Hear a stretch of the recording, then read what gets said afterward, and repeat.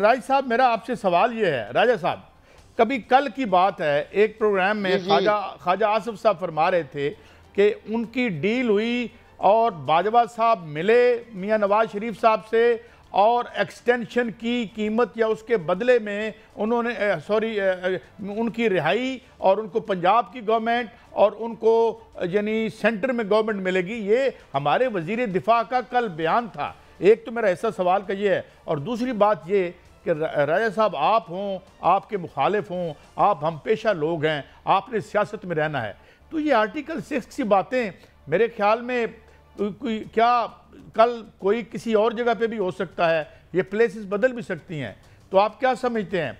ये लड़ाई कुछ ज़्यादा आगे नहीं जा रही राजा साहब?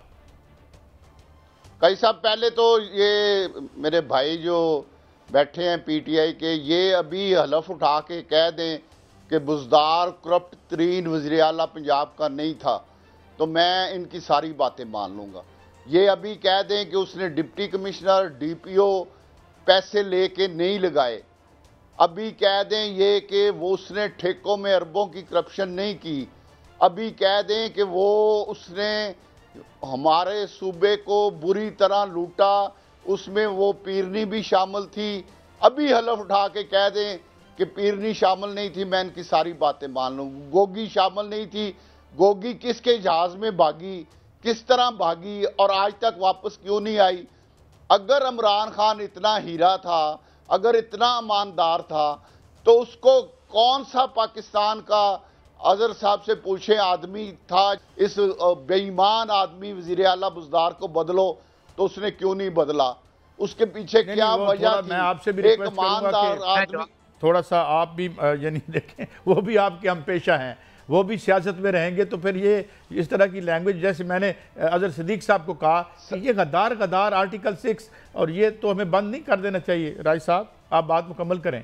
सर, मेरी काजी साहब, मेरी अर्ज सुन ले। ये सिर्फ मैंने 4-5 बातें की हैं, चले मैंने एक लफ्ज कहा, मैं वो अपना लफ्ज वापस ले लेता हूं, लेकिन ये सिर्फ इतना कह दें कि, और मैं बड़े नाम ले सकता हूं, सिर्फ ये इनको अजहर साहब क्योंकि पीटीआई की नुमाइंदगी कर रहे हैं, ये अभी हलफ उठा दें कि बुज़दार साहब ने कोई करप्शन नहीं की, गोगी ने कोई करप्शन नहीं की, पीरनी को पैसा नहीं मिला, मैं अभी इनसे माफ़ी मांग लूँगा, क्योंकि मैं सबसे पहले पंजाबी हूँ, और पंजाब को जिस तरह इन 4 सालों में पीटीआई के में जिस तरह लूटा गया, जिस तरह पंजाब का बेड़ा गर्क किया गया, पंजाब में जिस तरह स्कूल तबाह किए गए, लोगों को मुफ्त दवाई नहीं मिली, अस्पताल तबाह कर दिए गए, सड़कें टूट गई, लॉ एंड हर डीपीओ जो था वो पैसे दे के लगता था और उसके बाद पैसे कमाता था, कोई लॉ एंड ऑर्डर का सिस्टम नहीं था। चलें, एक लंबी चार्जशीट है आपकी, मुझे अफसोस लगता है, एक लंबी चार्जशीट है आपकी, एक चार्जशीट थी, मैं कहता हूं अब आगे ये इसमें जी बात करें, मुकम्मल करें। इसका मुझे जवाब चाहिए, अगर इसका ये जवाब नहीं देंगे तो मैं मजीद इनके साथ कोई गुफ्तगू नहीं करूंगा। ये चलें जी, आपका जवाब लेते हैं, अपनी पीटीआई की पोजीशन वाज़ेह करें, अपनी जवाब दे दें जी। Podium is over to you Azhar Siddiq Sahab. मैं अब आप में एक प्रोग्राम में ऐलान करने लगा हूं कि आपने राजा साहब को बिठा लेना और कुरान मजीद सामने रख लेना है। तो आप सबसे पहला कोई इकट्ठी देंगे सारी कि राजा रियाज साहब ने या उनके लोगों ने कोई पैसा नहीं लिया, कोई करप्शन नहीं की, कोई ज्यादती नहीं की, ये कुरान मजीद सामने रखे बातें होंगी। अब चलते हैं अगली बात की तरफ। अपना उस्मान गुजार भी कहा अभी करें, मैं अभी एक मिनट काजी साहब सुने ने, इन्हें काजी साहब 1 मिनट मुझे दे दें। मैं अभी कुरान उठाता हूं कि मैंने 1 रुपया सियासत में जिंदगी में नहीं लिया। अब आप उठाएं, कुरान के बुज़दार ने पैसे नहीं लिए, मैं अभी कुरान उठाता हूं, मैं अभी कुरान मंगवा लेता हूं। नहीं, वो तो आप अभी बात करें। नहीं, देखिए, हम मुकद्दस किताब है, उसको मैं अभी कुरान उठाता हूं कि मैंने आज तक सियासत में 1 रुपया नहीं लिया। अच्छा, ठीक हो गया, आपकी बात आ गई। मैं सर कहता हूं कि ये सहीफे जो हैं और हमारे लिए बड़े दिल और हमारे जिगर के करीब ये किताबें हैं, इनकी बात नहीं करते जी। आप बात करें, अजहर सिद्दीक साहब मुकम्मल करें। इस तरह के झूठे इल्जाम लगाना तो ये तो पुरानी आदत है भाई। 2.5 साल से हुकूमत आपकी थी, कितने पर्चे दर्ज कर लिया आपने? उस्मान गुजार क्या भागा हुआ है? यहीं बैठा हुआ है, जाएं पकड़ के नैब, एंटी करप्शन, FIA जो सारे इमरान खान के खिलाफ केस बनाए क्यों उसके खिलाफ? बताइए ना जरा, कोई काम किया इन्होंने?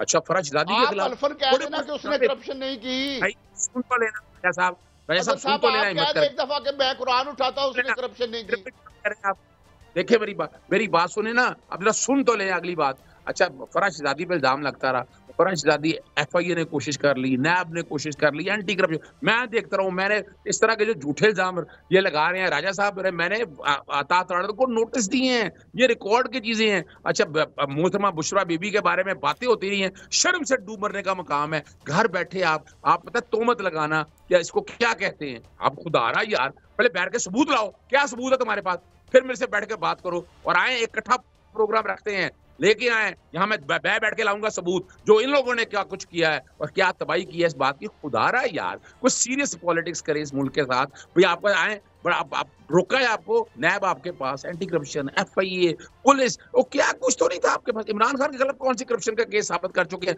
क्या निकला वो घड़ियों का? वो क्या निकला भाई तोशा खाना का? क्या निकला तोशा खाना के? मैंने सबूत सारे निकाले, कोई आप कुछ कर सकते हैं उसके ऊपर? फिर आप अगली आ जाए, क्या निकला इद्दत का केस, और इद्दत के केस में अपना खुद खाफर मानका ने कह दिया किस तरह उठाया गया, किस तरह एंटी करप्शन का महकमा लेकर गया। अच्छा सिद्दीक साहब, मैं इसका जवाब मैं अभी जवाब लेता हूँ राजा रियाज साहब से, मगर एक बात मुझे बता दें, झूठ बोलना है, हमने फ्रॉड फ्रेब और इन बातों पे चलना है, तो इस बातों को सामने लाकर ना, सामने बैठ के ऐसे बातें नहीं होंगी। नहीं, ये आपकी जेन्युइन बात है, ठीक है। लोग वैसे हलफ पे भी फैसला करते हैं, लेकिन बहरहाल आपको सबूत लाने पड़ते हैं। एक सवाल का जवाब दे दें, फिर मैं राज साहब की तरफ बढ़ता हूँ। ये मुझे बताएं कि ये जो फवाद चौधरी साहब का इंटरव्यू आज वॉइस ऑफ अमेरिका पे चला है, ये तो कोई रिफ्ट पीपल लगती नहीं है आपकी सेकंड टीयर में, कि क्या वो अंदर आना चाहते हैं, बाकी लोग जो हैं ठीक नहीं हैं, हसन रऊफ साहब ऐसे हैं वैसे हैं, तो क्या कोई खलबली है पार्टी के अंदर?